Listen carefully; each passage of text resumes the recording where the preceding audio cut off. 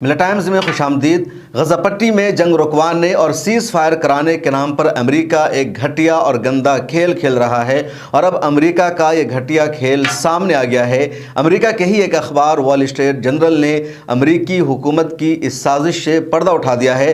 دراصل پچھلے ایک ہفتہ سے یہ خبر گردش کر رہی ہے کہ امریکہ نے جنگ بندی کے لیے ایک پروپوزل دیا ہے، ایک تجویز رکھی ہے، اور امریکہ مانگ کر رہا ہے حماس اور اسرائیل دونوں سے کہ اس کو منظور کرے۔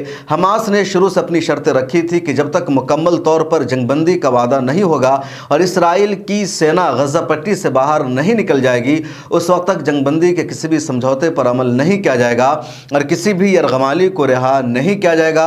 ادھر اسرائیل کی طرف سے یہ مانگ رہی کہ جب تک تمام یرغمالیوں کو رہا نہیں کیا جائے گا، ہم حملہ روکنے والے نہیں ہیں۔ غزہ پٹی سے اسرائیل کی سینا نکلے گی یا نہیں نکلے گی، اس کے بھی اسرائیل نے کبھی بھی یقین دہانی نہیں کرائی۔ اسرائیل نے ہمیشہ یہی کہا کہ ہم تمام یرغمالیوں کو آزاد بھی کرانا چاہتے ہیں۔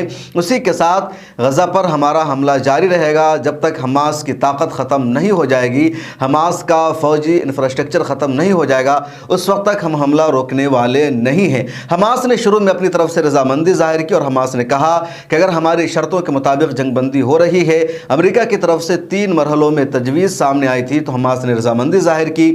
حماس کے لیڈر نے بھی کہا کہ ہم جنگ بندی کے لیے تیار ہے۔ اسی کے ساتھ ساتھ حماس نے اپنے الگ الگ رہنماؤں کے ذریعے بیان بھی میڈیا کے ذریعے دلوائے اور امریکہ تک یہ پیغام پہنچایا کہ ہم جنگ بندی کے لیے تیار ہیں، لیکن ہماری واحد شرط یہی ہے کہ مکمل طور پر غزہ پٹی پر اسرائیل کا حملہ بند ہونا چاہیے اور اسرائیلی سینا کو غزہ پٹی کی حدود سے باہر نکلنا ہوگا، تبھی یرغمالیوں کو رہا کیا جائے گا۔ ادھر اسرائیل کا دباؤ امریکہ پر بڑھتا رہا۔ اب امریکہ کی طرف سے گندا کھیل سامنے آیا ہے، جس کو وال اسٹریٹ جرنل نے اپنی رپورٹ میں لکھا ہے، اور یہ کہ امریکہ دراصل صرف اسرائیل کے بجائے حماس پر دباؤ بنا رہا ہے، اور حماس کے رہنماؤں سے امریکہ یہ چاہتا ہے کہ وہ اس جنگ بندی کے نام پر تمام اسرائیلی یرغمالیوں کو رہا کرا دے، اس کو آزاد کر دے۔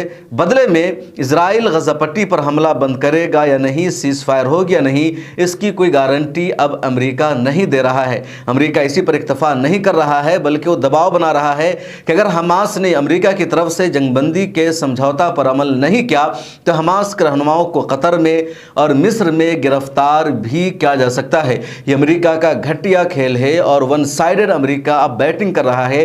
امریکہ سے یہ امید لگی تھی، صدر جو بائیڈن پر جب لگاتار تنقید ہوئی تو ایسا لگا کہ صدر جو بائیڈن سچ میں سیز فائر چاہ رہے ہیں، وہ صلح سمجھوتا کرانے کی کوشش کر رہے ہیں، وہ جنگ کو رکوانا چاہتے ہیں، لیکن اب امریکہ سیدھے سیدھے حماس پر دباؤ بنا رہا ہے اور اسرائیل کو کھلی چھوٹ دے رہا ہے۔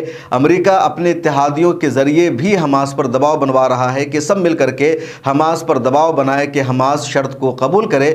لیکن حماس کے لیڈروں کی طرف سے ایک مرتبہ پھر یہ واضح بیان سامنے آیا ہے کہ جب تک حماس کے لیڈروں کو اس بات کی یقین دہانی نہیں کرائی جائے گی کہ اسرائیل حملہ روک دے گا اور اس کی سینا غزہ پٹی سے نکل جائے گی، اس وقت تک ایک بھی یرغمالی کو رہا نہیں کیا جائے گا۔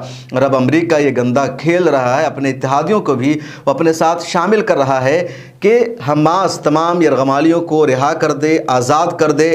بدلے میں اسرائیلی سینا وہاں سے نکلے گی یا نہیں نکلے گی، حملہ رکے گا نہیں رکے گا، اس پر اب امریکہ بات نہیں کر رہا ہے، اور حماس کے رہنماؤں کو ہی امریکہ یہ دھمکی دے رہا ہے کہ اگر حماس نے جنگ بندی کے امریکہ کے سمجھوتا پر عمل نہیں کیا، اسرائیل کے یرغمالیوں کو، قیدیوں کو آزاد نہیں کیا، تو حماس کے رہنما جو قطر میں مقیم ہیں یا جو مصر میں مقیم ہیں، ان کو وہاں سے گرفتار کر لیا جائے گا۔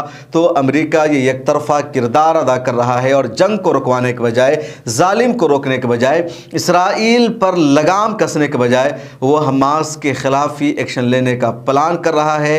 ادھر حماس کی طرف سے واضح لفظوں میں یہ بیان بھی سامنے آیا ہے۔ شیخ اسماعیل ہانیہ کا کہنا ہے کہ امریکی صدر جو بائیڈن پچھلے ایک ہفتہ سے صرف تقریر کر رہے ہیں، وہ بھاشن دے رہے ہیں کہ جنگ بندی ہو۔ ان کے بھاشن سے لوگ خبریں بنا رہے ہیں کہ جنگ بندی 3 مرحلے میں ہوگی۔ پہلے مرحلے میں قیدیوں کا تبادلہ شامل ہے، دوسرے مرحلے میں اسرائیلی سینا کا انخلا شامل ہے، غزہ پٹی میں واپسی شامل ہے، تیسرے مرحلے میں غزہ کی تعمیر نو شامل ہے، لیکن کوئی بلو پرنٹ ابھی تک سامنے نہیں آیا ہے۔ ریٹن میں کوئی ڈاکومنٹ ابھی تک حماس کو نہیں دیا گیا ہے، صرف میڈیا کے ذریعے جو بائیڈن کی تقریر سامنے آ رہی ہے، اور جب تک ریٹن میں کوئی ڈاکومنٹ سامنے نہیں آئے گا، معاہدہ کی پوری تصویر سامنے نہیں آئے گی، اس وقت تک کوئی بھی فیصلہ کرنا، کوئی بھی رائے اختیار کرنا ناممکن ہے، اس پر عمل نہیں کیا جا سکتا ہے۔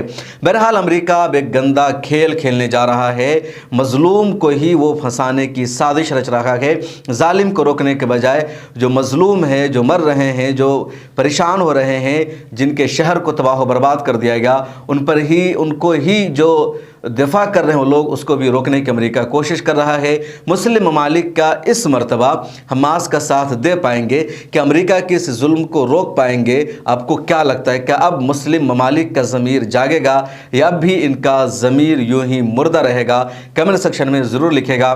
आपसे भी रिक्वेस्ट है कि मिल्ला टाइम्स का काम अगर आपको पसंद आता है तो हमें फाइनेंशियली सपोर्ट कीजिए। डिस्क्रिप्शन में अकाउंट की तफसील मौजूद है और सोशल मीडिया के सभी प्लेटफॉर्म पर आप हमें फॉलो कर लीजिए।